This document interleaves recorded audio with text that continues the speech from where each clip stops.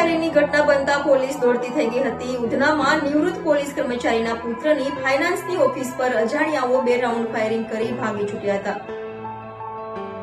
સુરતમાં એક તરફ પોલીસ કાયદો અને વ્યવસ્થા જાળવી રાખવા તનતોડ મહેનત કરી રહી છે, જો કે અસામાજિક તત્વો પોલીસને જાણે સીધો ચેલેન્જ કરી રહ્યા હોય તેવું લાગી રહ્યું છે। ત્યારે સુરતના ઉધના વિસ્તારમાં 2 રાઉન્ડ ફાયરિંગની ઘટના સામે આવી છે। વાત એમ છે કે ઉધનામાં આશીર્વાદ ટાઉનશીપ ગેટ પાસે વેલકમ પાનની લાઇનમાં આવેલી જન ઔષધિ કેન્દ્રની બાજુમાં આરાધ્યા કોર્પોરેશન ઓફિસમાં ફાયરિંગ કરાઈ હતી। નિવૃત્ત પોલીસ કર્મચારીના પુત્ર દીપક પવારની ઓફિસ પર ફાયરિંગ કરાઈ હતી, જેને લઈ પોલીસ દોડતી થઈ ગઈ હતી। એક ગોળી તો પોલીસે કબજે કરી હતી, જ્યારે બીજી ગોળી શોધવા પોલીસે ઓફિસના આજુબાજુના વિસ્તારમાં તપાસ કરી હતી। તો સાથે પોલીસે સીસીટીવીની મદદથી ફાયરિંગ કરનાર આરોપીઓને શોધવાની તજવીજ હાથ ધરી હતી।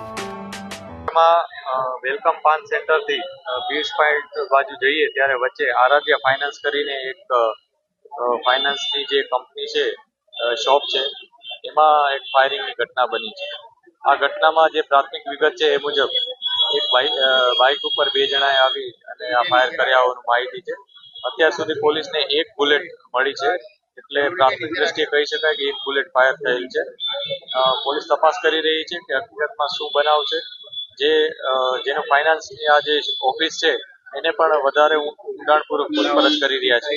અત્યારે એની પાસે કોઈ એવી સ્પષ્ટ વિગત નથી કે એને કોઈ સાથે અણબનાવ કે કોઈ દુશ્મની હોય કે એવું કાંઈ, પરંતુ વધુ અમે ઊંડાણપૂર્વક પૂછપરછ કરી રહ્યા છીએ। આ ઉપરાંત આસપાસના લોકોને પણ પૂછી રહ્યા છીએ, જે લોકોએ નજરે આ બનાવ જોયો છે અથવા આસપાસના જે ટેકનિકલી ઇન્ફોર્મેશન અમને મળી શકે એ પણ અમે તપાસ કરી રહ્યા છીએ। આ સાથે સાથે સમગ્ર શહેરમાં અમે નાકાબંધી અને વ્હીકલ ચેકિંગ ઓલરેડી અમારું ચાલુ જ હતું, તો એને વધુ એલર્ટ કરી દીધા છે અને લોકોને ઇન્ફોર્મેશન પણ અમે પોલીસને આપી દીધી છે કે કયા પ્રકારના લોકો અહીંયા આવ્યા હતા અને તમામ વિગતો ઉપર અમે તપાસ કરી અને જલ્દીમાં જલ્દી આરોપી પકડાય એ પ્રકારના પ્રયાસો અત્યારે ચાલુ છે। મારું નામ છે રાહુલ પવાર અને મારા મોટા ભાઈ છે દીપક પવાર અને એમનું કામ છે આરાધ્યા કોર્પોરેશનનું, એમની ઓફિસ છે અહીંયા। અને સ્પેન્ડર ગાડી અહીંયા આવી હતી। સ્પેન્ડર ગાડી આવીને 2 શખ્સ હતા। હવે 2 શખ્સ હતા, એમાંથી ગોળી બંદૂકોએ બહાર કાઢી અને બંદૂકમાં ગોળી લાગી। એક બેન છે લેડીઝ છે, એ જોઈ ગયા અને ફાયરિંગ કર્યું। બહાર નીકળ્યા પછી લેડીઝ અમને કીધું કે ભાઈ આવી રીતે કોઈ આવેલું હતું અને બંદૂક કાઢીને સામે ગોળી મારી। ગોળી ઝાડ પર વાગી છે, ઝાડ પરથી વાગીને અંદર દરવાજા કાચ મારી ક્રોસ અને અંદર ગોળી ગઈ છે।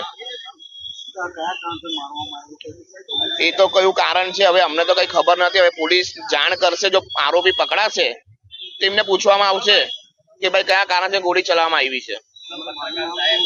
મારા ભાઈનું નામ છે દીપક પવાર। જૂની અદાવત તો હવે ખબર નથી પડતી, પણ હવે ખબર નથી, પોલીસ વાળા પકડે તો ખબર પડે કે ભાઈ કઈ અદાવત છે કઈ નથી અદાવત।